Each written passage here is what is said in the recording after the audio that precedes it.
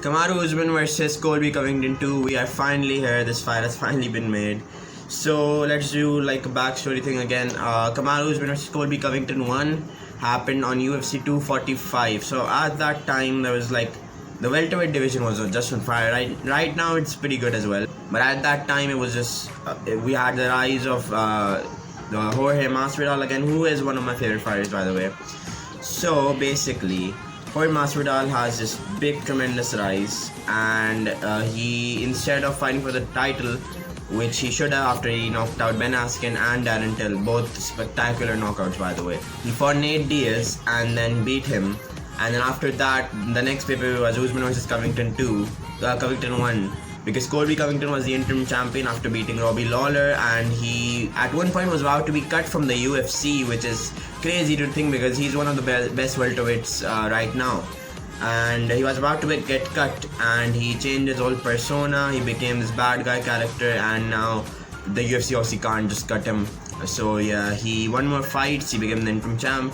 He got the title shot. The fight was a very competitive fight, and if I'm not wrong, Colby was winning on the judges' scorecards before he got finished in the 5th round. It was one of the best fights of the year, in my humble opinion. Then after that, Kamarujan versus Gilbert Burns was announced for UFC 251, but Burns got COVID, and then Jorge Masvidal stepped in on 5 or 6 days' notice to replace Burns, and Jorge Masvidal got dominated. Burns got the title shot after beating Tyron Woodley, who was at one point considered one of the best welterweights, and some people even considered him better than George St. Pierre.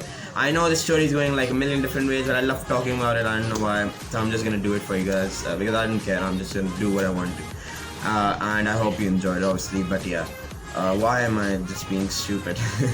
And before that, he beat Damian Maia. And so yeah, Gilbert Burns was on a tear as well. So he got the title shot, he got COVID, Masvidal replaces him. Masvidal gets dominated for 5 rounds. He loses the fight obviously. And then UFC 258, right after McGregor vs Poirier 2, we had Usman vs Burns rescheduled, and then we saw Burns nearly finish Usman in the 1st round. And Usman came back to win in the 3rd round by TKO, so like that was just crazy performance. And then literally 3 pay-per-views later, he accepts a rematch with Jorge Masvidal, who he called out for the fight. And do I think the rematch was deserved? Not really. And yes as well, but I feel like the yes might be because I love Jorge Masvidal. He's one of my favorite fighters, and mostly I think he didn't deserve the rematch. If anyone did, it was Colby Covington, who had beaten Tyron Woodley very dominatingly. He broke his rib cage, something in his rib cage. He basically injured Woodley very badly by the end of the fight and dominated him. So Jorge gets a rematch. Usman with a shocking 2nd round just knockout, which was mad crazy. Jorge has only got TKO'd once or twice before in his career, and that was very, very, very early. And Trevor Whitman just has turned Usman into a beast at striking as well. So then obviously he and Colby had he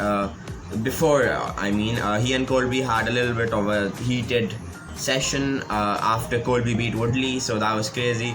And it's a good one, you should watch it, but it's a bit cringe as well.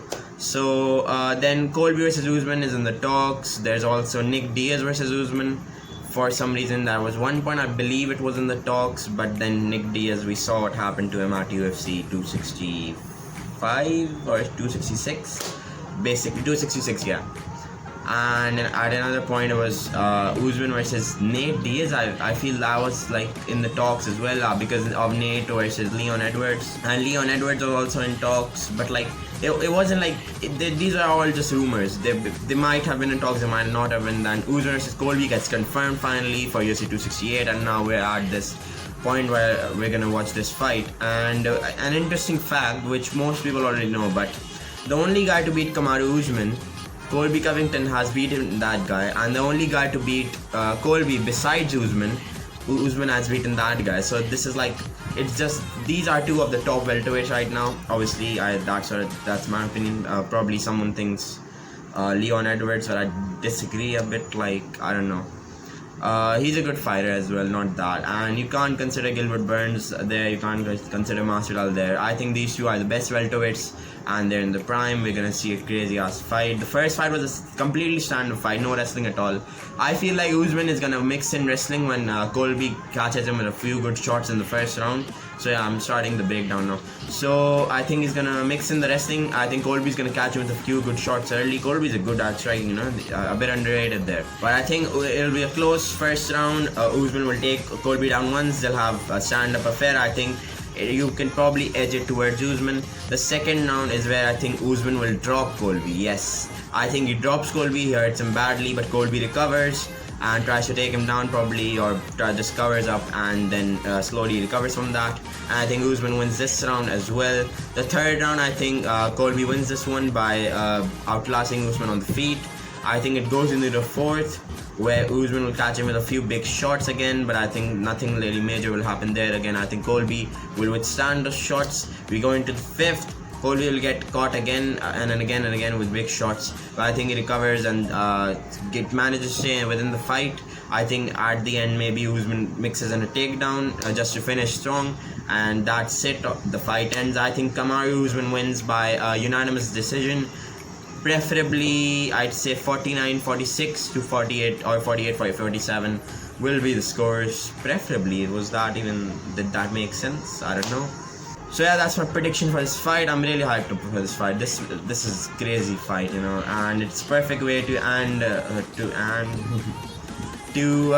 card, which is a good card as well. You have Bobby Green versus Ali Quinta. You have this Shane Burgos is fighting, and the last loss. He also lost his last fight, but it was a weird loss, you know. And you have Marlon Vera versus Frankie Edgar as well. And there was one more fight which I just can't remember. There was one more good fight on the prelims. Yeah, Alex Pereira, the only man to beat Irsil Adesanya twice, and he has even knocked out Adesanya. That's also gonna be interesting to see if Alex Pereira does well. He's 2-1 in MMA, I believe. So yeah, this is my prediction for Usman versus Covington 2. Hopefully you all enjoyed. I will also be predicting Saul Canelo Alvarez. I will also be predicting Saul Canelo Alvarez, or Canelo Alvarez, or Saul Alvarez, Canelo, whatever, versus Caleb Plant, which will decide the super middleweight unified undisputed champion. It's also on the same day as UFC 268. I'll try and record my live reaction to that, and that was the plan, but like the voltage fluctuated in my house, and like my PC just like the screen is now like it's not working. Basically the wire is burnt or something like that. I don't know. Basically I can't do that reaction thing that I want to do. Maybe I'll just do a review on it. Review sounds weird because it's not a movie or a food. Why am I talking nonsense? I'm just waffling at this point. But yeah, it'll be fun. I'll react to the fights. I'll try my best to react to the fights. Yeah. So my final predictions, I'll repeat them for you. Justin Gaethje by first round TKO.